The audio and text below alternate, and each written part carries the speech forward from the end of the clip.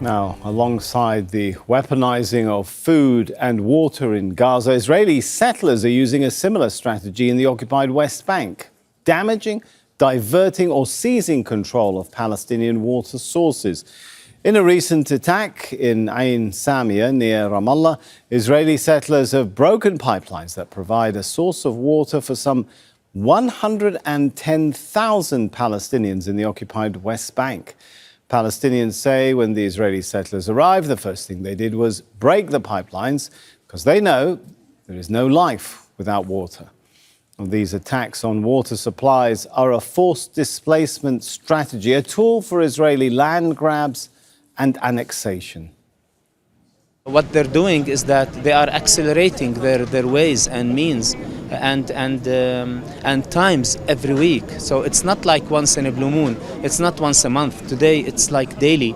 There are daily attacks on all rural areas, which is Area C, as you well know. It's almost 65% of the land.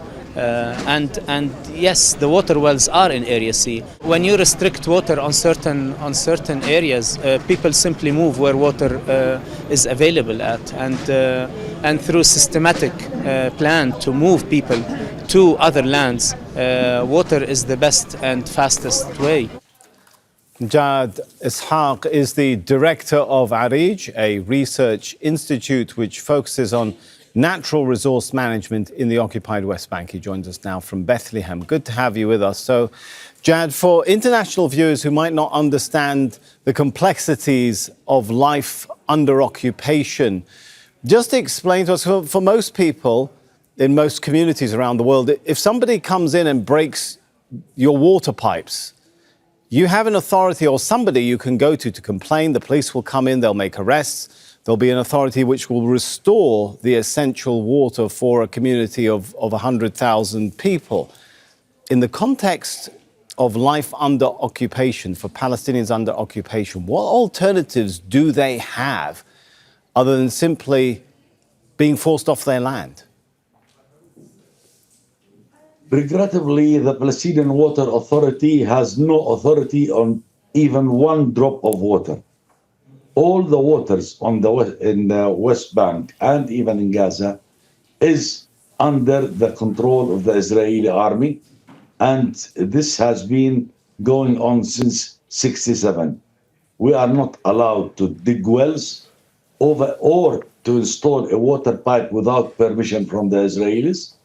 And the quotas that are allocated to us by the Israeli army is hardly enough to meet the needs of the Palestinians. Jad, if I could just ask you to clarify, especially for viewers who might not be familiar with the mandate of the Israeli army, can Palestinians call the army, call anyone and say, these settlers have broken our pipes, there's 110,000 people here who are without water, their life is in danger? Yes, you can. We can call them, but most of the time, the army will defend the settlers and not do anything about it. Especially that the incident that you talk about, it happened in Area C. Area C is an area which Smotrich, the Israeli Minister of Finance, and the Assistant Minister for Civilian Affairs in the West Bank and West Bank, he considers Area C is going to be annexed to Israel. And I think the American administration, there's so much pressure from the Israelis, the American administration, to allow Israel to annex Area C, which represents 64% of the West Bank, leaving the Palestinians jammed in the 36%, which converts them into ghettos. Just talk us through how central water has been since the beginning of the Zionist project of, trying to settle and colonize Palestinian lands and eject the population, going back to, 1948. I think you mentioned the November 1967 Military Order 158, which prevents Palestinians from constructing any water sources without a permit. How key has water been in this conflict? This has been going on since the beginning of the Zionist movement. The first mission that came from Germany to do a hydrological survey in the West Bank, and they clearly started preparing for the division of Palestine based on hydrological grounds and not ideological or historic grounds. Israel wanted three things. They wanted the coastal plain, Tel Aviv, Ramat Gan, Ashkelon, Haifa. They wanted the Jordan River waters, meaning Lake Tiberias and Lake Hula, and the Jordan River itself, and the Negev Desert, because they were planning to move the waters of the Jordan River to the Negev to make the desert bloom. This was the Zionist movement strategy. And if you look at the partition plan, it is clearly that Israel was established on hydrological grounds.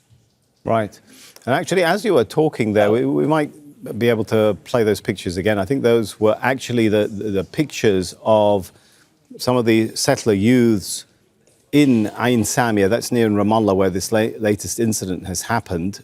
You know, they've taken over control of this spring, which 110,000 people were relying on, and you know they're using it now for swimming, I think, according to the pictures we can see.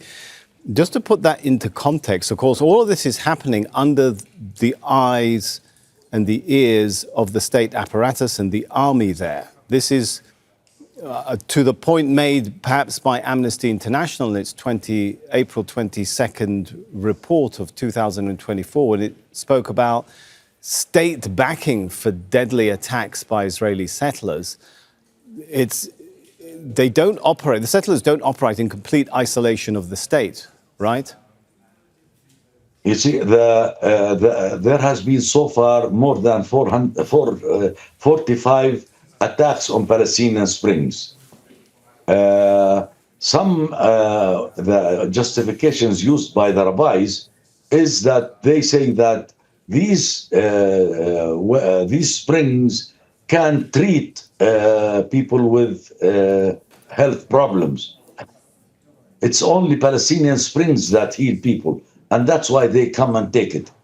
Even the ancient Solomon pools in Bethlehem, in the past 2 to 3 weeks, they have been coming there, planning to build a new infrastructure and a new settlement in the Solomon Pool, which is the only source of open water resource in Bethlehem area. All right, thank you so much for your comments. Jad Isaac, the director of ARIJ Institute. Thank you. Make sure to subscribe to our channel to get the latest news from Al Jazeera.